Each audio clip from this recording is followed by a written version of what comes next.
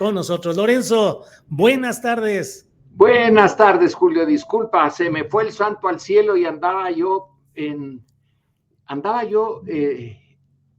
tratando de redactar una cosa que no me estaba saliendo bien y ¡pum! De repente se me fue la hora. Pero pues sí, disculpas. No te preocupes, Lorenzo.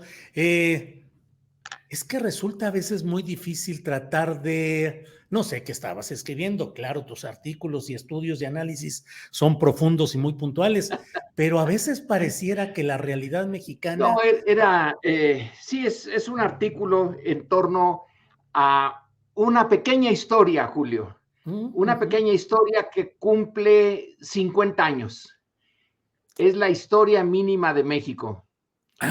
Fíjate. Una que se le ocurrió a Cosío Villegas hace, pues sí, poquito más de 50 años, porque hace 50 años que apareció. Y en 160 y tantas páginas, pues se trata de resumir como 2000 años de historia mexicana.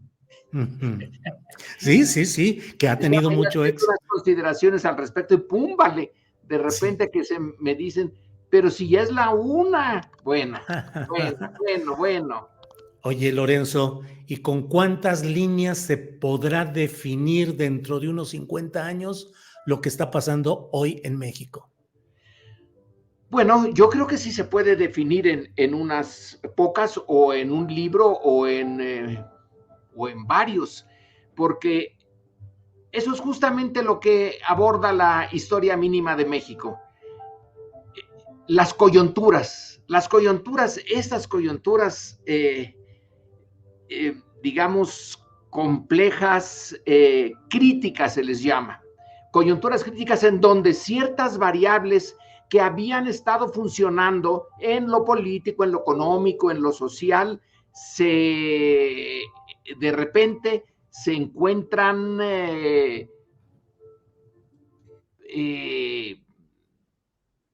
en choque, y cuando se vuelva a la normalidad, ya no va a ser la normalidad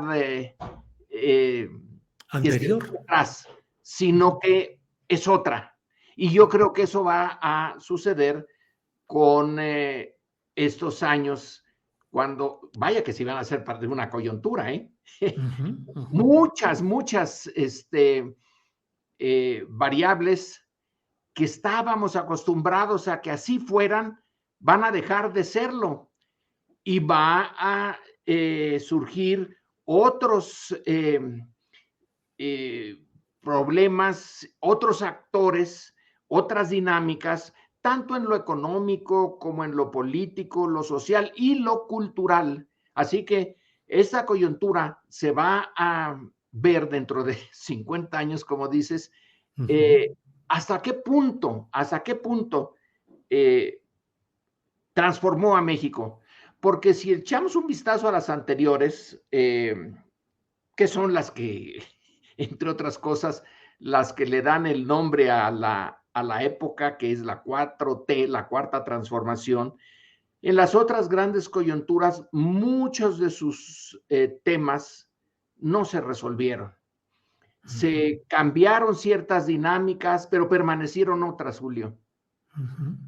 Y cómo veremos esta depende de cuánto se transforme, de cuánto pueda transformarse, de cuánto sea posible que los intereses en choque, que los estamos viendo ahora sí que en vivo y en directo y todos los días, esos intereses en choque hagan posible que una de las corrientes se sobreponga a las otras y más o menos le dé la dirección a los años que vienen.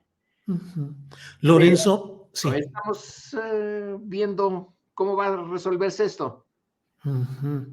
Pero Lorenzo, entonces, ¿nunca ha habido una verdadera transformación nacional en ninguna de esas etapas históricas que estamos hablando?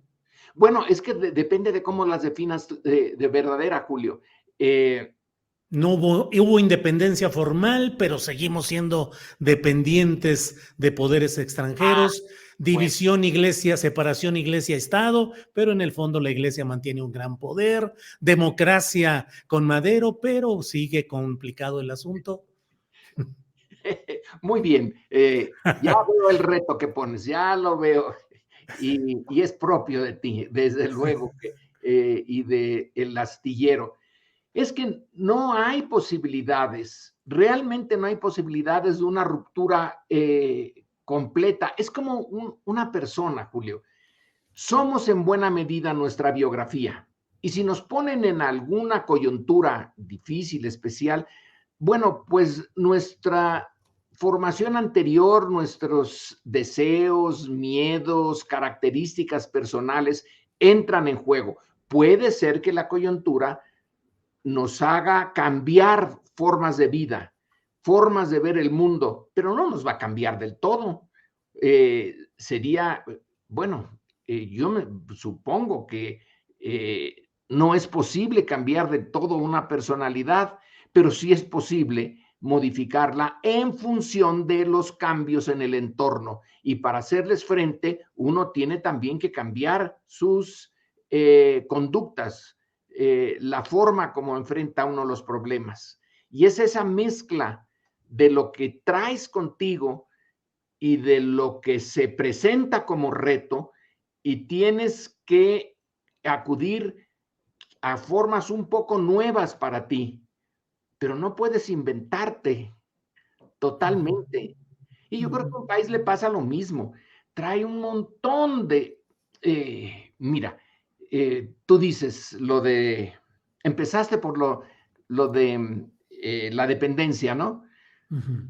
Bueno, pues es que la eh, economía mexicana o de la Nueva España era una economía que estaba muy, muy ligada al mercado internacional, sobre todo a partir del siglo XVIII.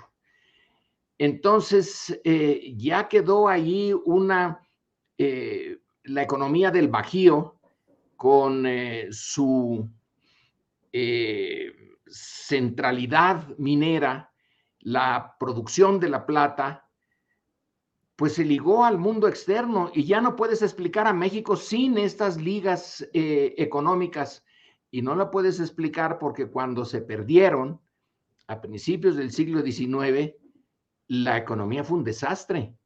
Hubo un precio alto que pagar y luego volvimos ya no tanto con un solo metal, con la plata, sino que ya entraron las inversiones norteamericanas, las inglesas, las españolas, ahí estaban de todas maneras, aunque no les hemos hecho mucho caso, las francesas, y ya se hizo otro tipo de economía, pero ligada a las grandes potencias.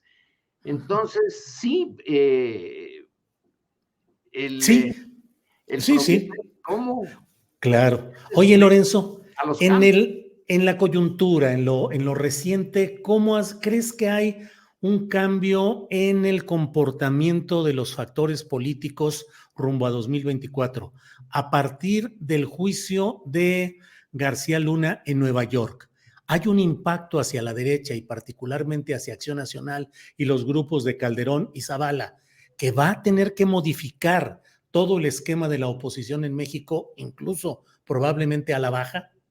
Y la marcha, la concentración del domingo en el Zócalo, en defensa del INE, pero en el fondo en rechazo a las políticas del presidente López Obrador. Son ingredientes que pueden cambiar de manera muy importante el escenario político electoral rumbo a 2024.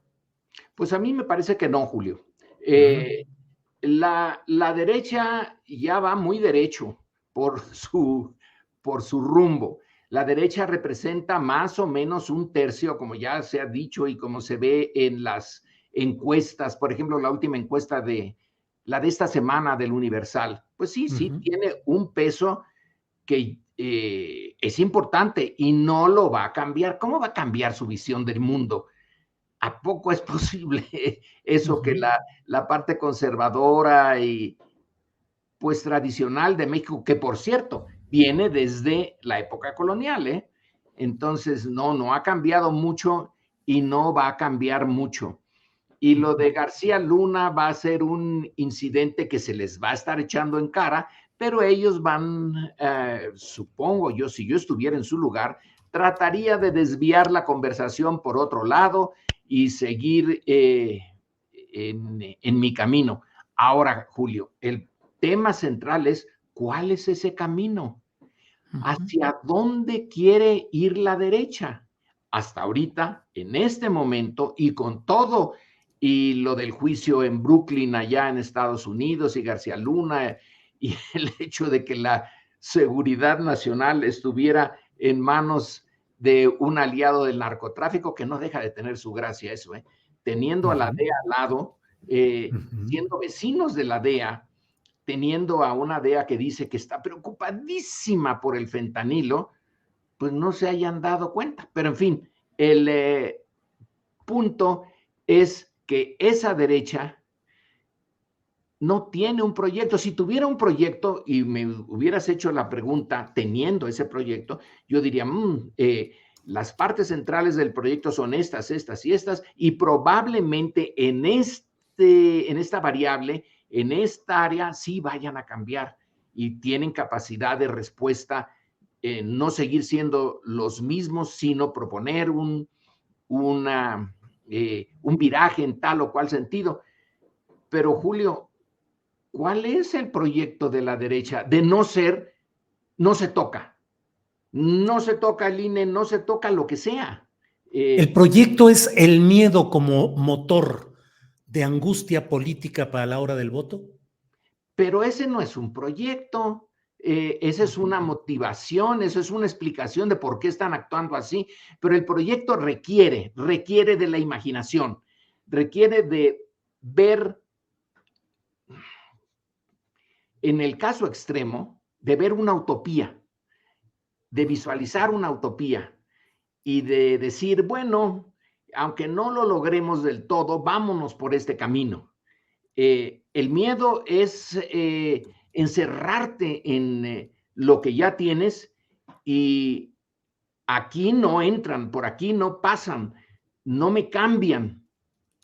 Bueno, el no cambiar puede ser un proyecto que si tuviéramos un país en donde la mayoría estuviera más o menos conforme cómo se desarrollan las cosas, a lo mejor tendría sentido. Pongo un ejemplo que conste que no soy especialista en esto ni tengo una idea clara, pero supongo que estuviéramos en uno de los países escandinavos, uno de esos que dicen que tienen el mayor índice de felicidad, ya no me acuerdo si es Dinamarca o Suecia, uno de los dos, y que viéramos el futuro como un perfeccionamiento de lo que ya tenemos, pero no como algo fundamentalmente distinto a lo que ya se tiene.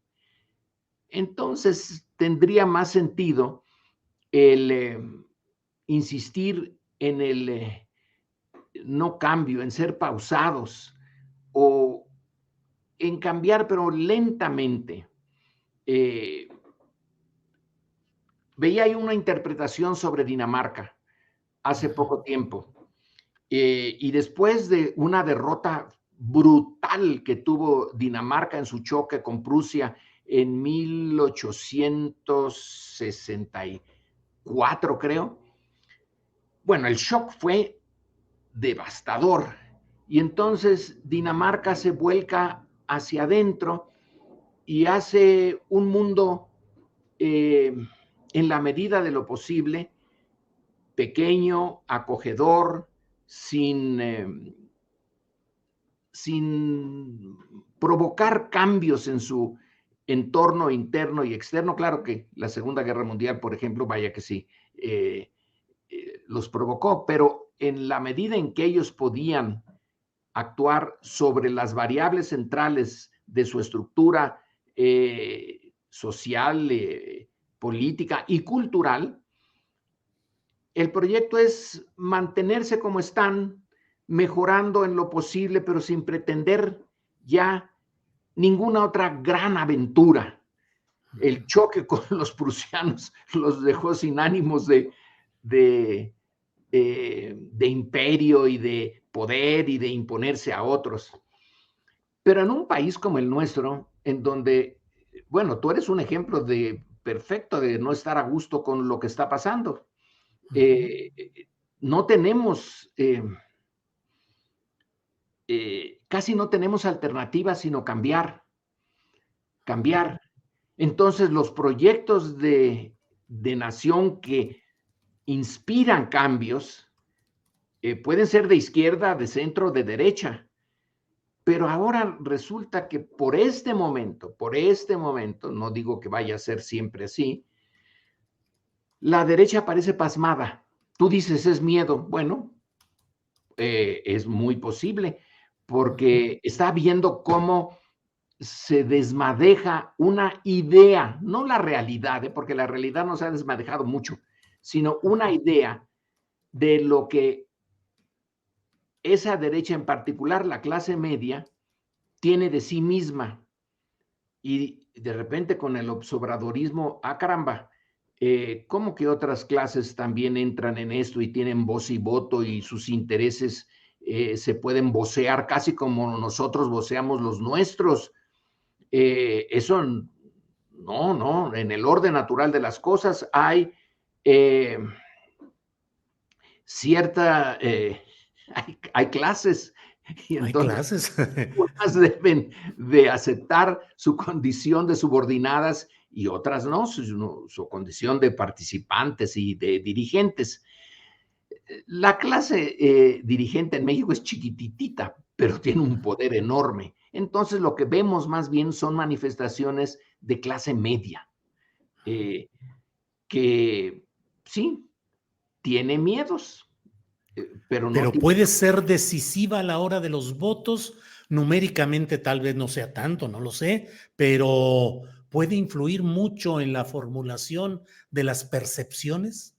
Sí, sí puede, y vaya que sí puede, porque si tiene el control de los medios, de los medios que se pueden controlar. Yo realmente no tengo una idea muy clara, debo de confesarlo, Julio, de este mundo de los mensajes, de los twitters, de los memes, de ni sé qué es TikTok, ni nada de eso. Pero en ese ciberespacio, bueno, hay la posibilidad de mayor independencia de cada quien. Pero también ahí entra, hasta donde yo entiendo, los recursos, el dinero. Tú puedes dirigir bots por cientos, por miles hacia una dirección y tratar de poner una visión negativa en el sentido que no te conviene. Y sí, puedes quizá dirigir a la opinión pública. No estoy muy seguro, porque no lo conozco. Pero sí, la clase media va a intentar imponer su visión del mundo. Bueno, pues no la impuso finalmente con la Revolución Mexicana. Quien impuso la visión ganadora fue la clase media, y luego de esa clase media salieron los de la clase muy alta, porque las fortunas que ahora tenemos como importantes, la de Slim, la de el de Grupo México, Larrea, Salinas, pues Salina. Larrea, Salinas y una familia Beckman, creo, que Sí.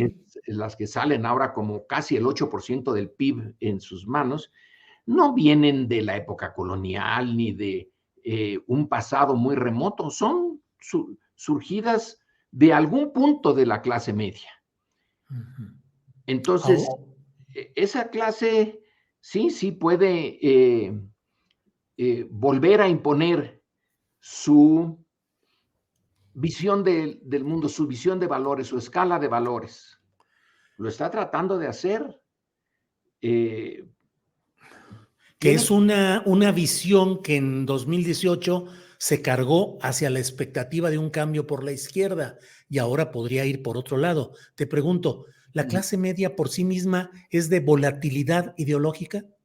Sí, eh, sí, depende de cómo se presente su presente.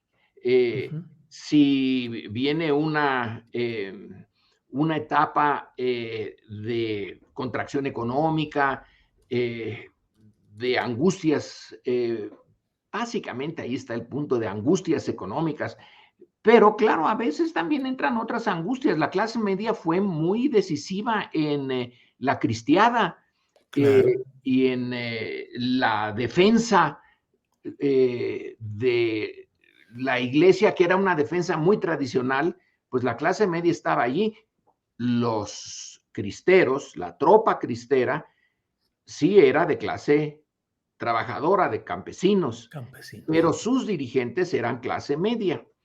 Ujú. Y esa es una coyuntura en donde tomó las armas y le dijo al régimen revolucionario no. No logró el poder, pero el régimen revolucionario tuvo que llegar a un acuerdo implícito con ella, Así porque es. no pudo derrotarla. Ujú, ujú. Lorenzo, sé que tienes un compromiso y debemos acortar esta plática que puede ser. No Bueno, te quiero preguntar sobre el punto de la discusión central hoy está en lo electoral, el INE. Hay una visión que los defensores del INE, comenzando por el consejero presidente saliente Córdoba, pues dicen, dibujan un caos, un México al borde, ya, está todo por acabarse, por terminarse. El propio Córdoba en una reunión con los miembros de la Society, American Society of Mexico, los representantes estadounidenses que viven en México, dijo que la propuesta de la 4T era demencial en este llamado Plan B. ¿Cómo ves esta discusión y hasta dónde puede llegar?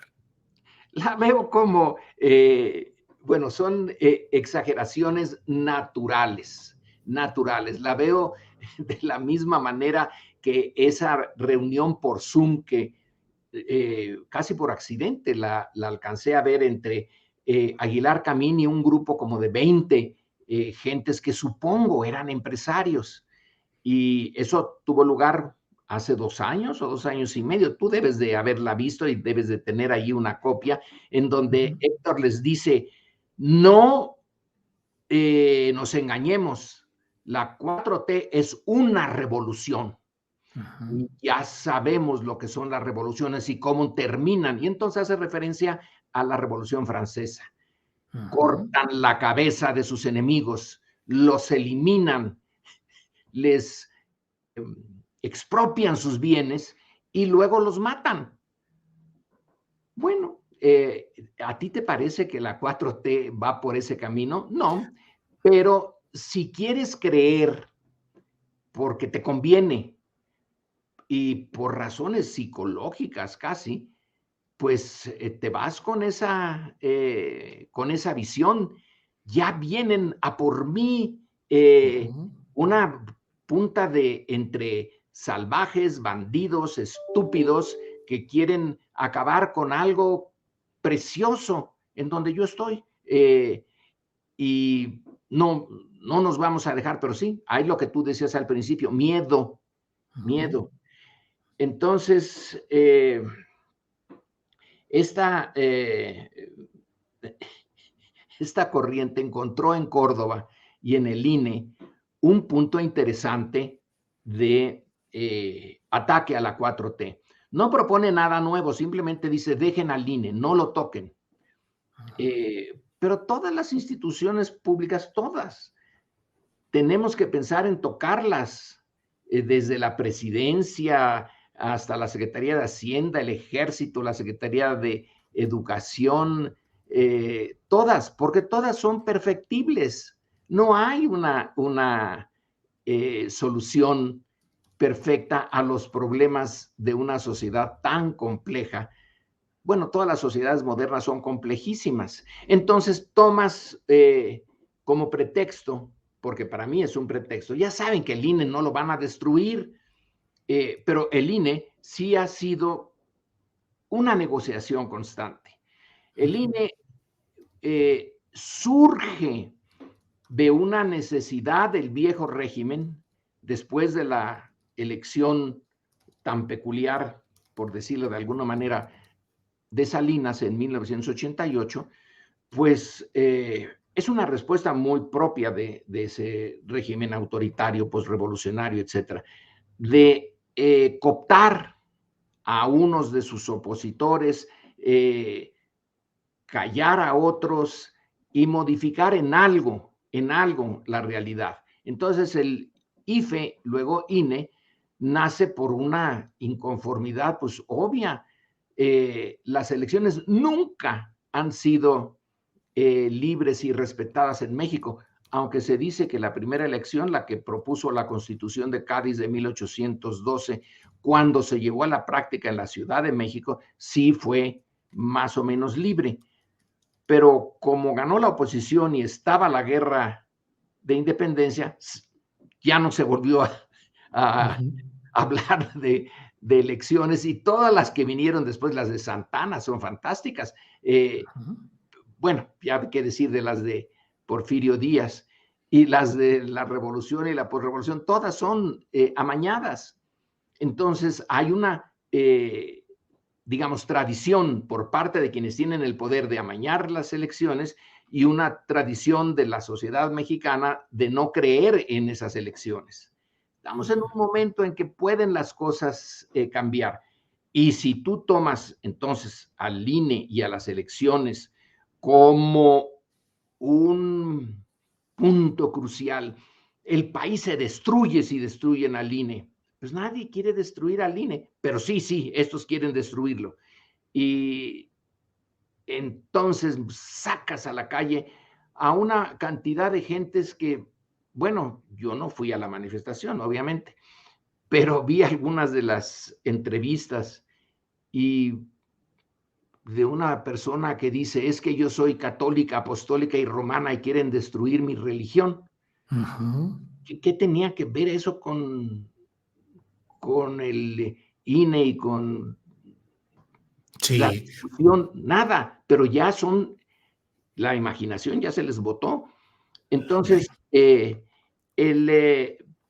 tema del INE es un tema coyuntural, es el que se vino muy bien, se prestó a que allí converjan todos los miedos y todas las los argumentos de defensa de algo que no tienen muchos argumentos para defender, porque la sociedad mexicana es básicamente una sociedad injusta, una sociedad de extremos de pobreza y de miseria, y eso no lo puedes decir, oigan, yo quiero que esto siga siendo así, porque yo estoy en la parte ganadora. No puedes. Entonces agarras el INE y dices, es que quieren destruir nuestra democracia. Bueno, pues eso lo va a creer quien lo quiera creer. Quien lo quiera no creer. hay forma de que les demuestres lo contrario. Va a ser como el presidente Manuel González frente a Porfirio Díaz, que decía, voy a buscar en el cajón a ver el pentonto que crea que Porfirio Díaz no se va a querer reelegir frente al propio Porfirio, Lorenzo. Más o menos. Pero bueno, en política las imágenes, si tienen